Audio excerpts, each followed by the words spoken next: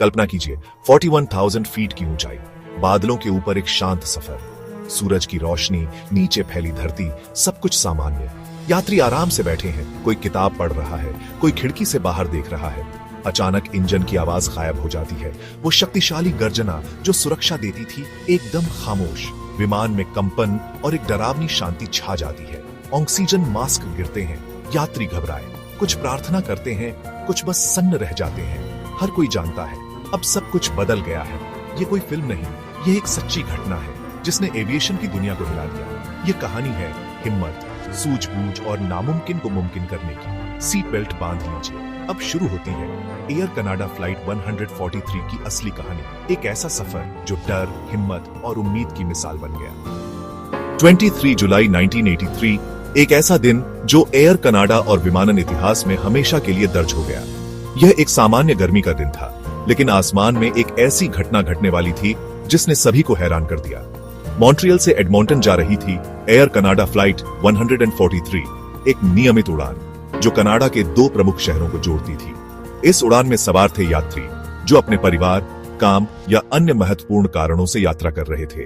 एक नया बोइंग 767, यह विमान एयर कनाडा के बेड़े में सबसे आधुनिक और कुशल विमानों में से एक था, जिसमें नवीनतम तकनीक और सुरक्षा सुविधाएं शामिल थीं। यात्रियों के लिए सब सामान्य था। वे अपनी सीटों पर आराम से बैठे थे, कुछ पढ़ रहे थे, कुछ सो रहे थे और कुछ आपस में बातें कर रहे थे। किसी को भी इस बात का अंदाजा नहीं था कि यह उड़ान उनके जीवन की सबसे चुनौतीपूर्ण और यादगार यात्रा बनने वाली है। लेकिन विमान का fuel quantity indication system FQIS खराब था। यह एक महत्वपूर्ण उपकरण था जो विमान में ईंधन की मात्रा को मापता और दिखाता था, लेकिन दुर्भाग्य से यह ठीक से काम नहीं कर रहा था। ग्राउंड क्रू ने मैन्युअल तरीके से ईंधन नापा क्योंकि FQIS पर भरोसा नहीं किया जा सकता था।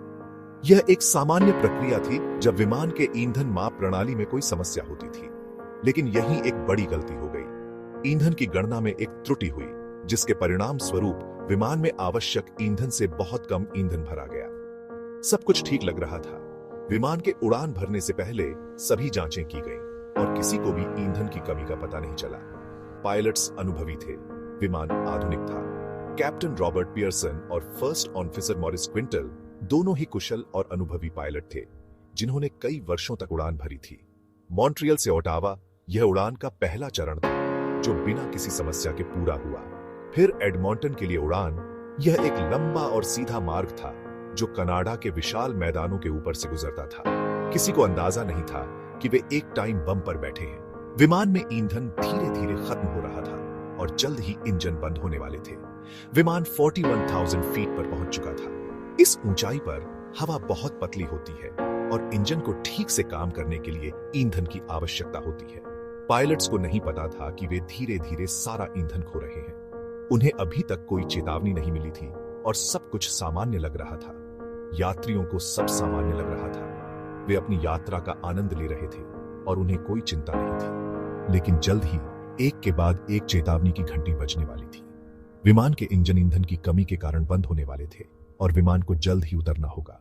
यह उड़ान इतिहास में दर्ज होने वाली थी, एक ऐसी घटना के रूप में जो विमानन सुरक्षा और मानव त्रुटि के परिणामों के बारे में महत्वपूर्ण सबक सिखाती है। एक ऐसी वजह से जिसकी किसी ने कल्पना भी नहीं की थी। यह एक ऐसी स्थिति थी जिसके लिए कोई भी तैयार नहीं था और पायलटों को अपनी सभी कौशल और अनुभव का उपयोग करके विमान को सुरक्षित रूप से उतारना होगा। असली संकट अब शुरू होने वाला था।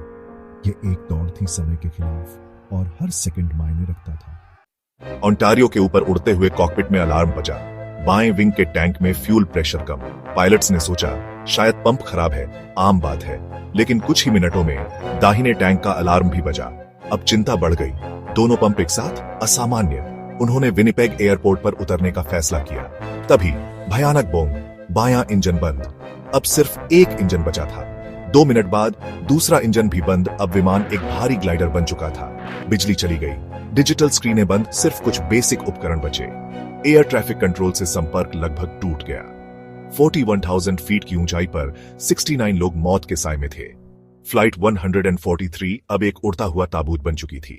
आखिर ऐसा कैसे हुआ? जवाब है एक साधारण लेकिन घातक गणितीय गलती। कनाडा मेट्रिक सिस्टम अपना रहा था, लेकिन कुछ लोग अभी भी पुराने पाउंड गैलन सिस्टम के आदी थे। FQIS खराब था तो ईंधन मैनुअल नापा गया।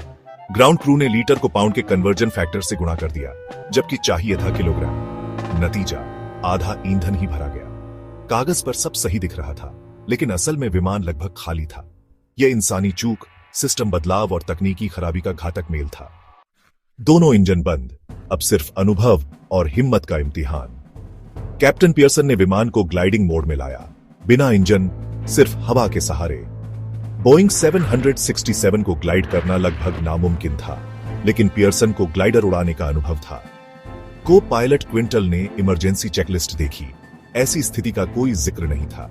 सौभाग्य से रैम एयर टर्बाइन RAT खुल गई, थोड़ी बिजली और कंट्रोल मिल गया। क्विंटल ने विनिपेग कंट्रोल को बताया, दोनों इंजन बंद, विनिपेग पहुंचना नामुमकिन। तभी क्विंटल को गिमली एयरबेस याद आई, एक पुरानी, अब बंद हो चुकी रनवे। उन्होंने तुरंत वहां लैंडिंग की योजना बनाई। केबिन क्रू ने यात्रियों को शांत रखा, इमरजेंसी के लिए तैयार किया।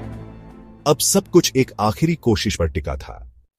हर सेकंड कीमती था। विमान में सवार हर व्यक्ति की सांस अटकी हुई थी। समय तेजी से बीत रहा था और हर बीतता लम्हा उनके जीवन का एक हिस्सा कम कर रहा था। विमान हर मिनट 5000 फीट गिर रहा था। यह एक अनियंत्रित गिरावट थी, जिसमें बचने की उम्मीदें धूमिल होती जा रही थीं।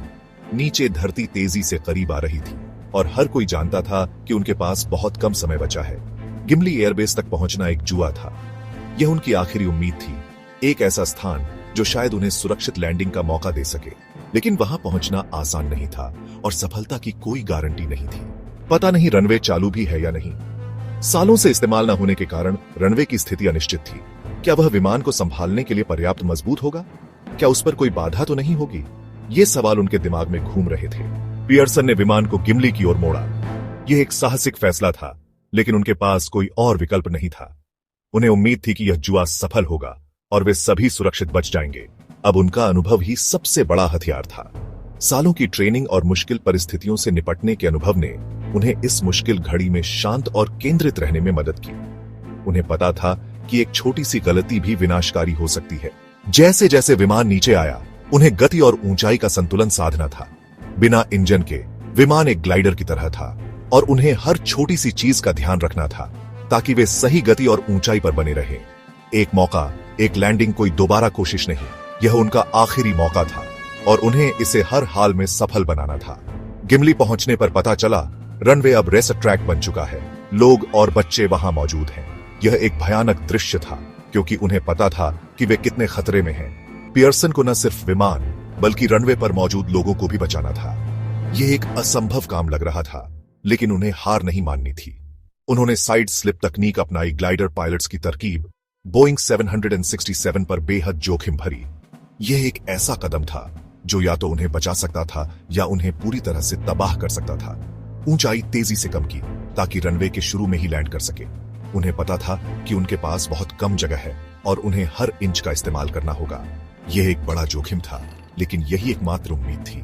उन्हें अपनी सारी हिम्मत और कौशल का इस्तेमाल करना था ताकि वे इस मुश्किल परिस्थिति से बाहर निकल सके।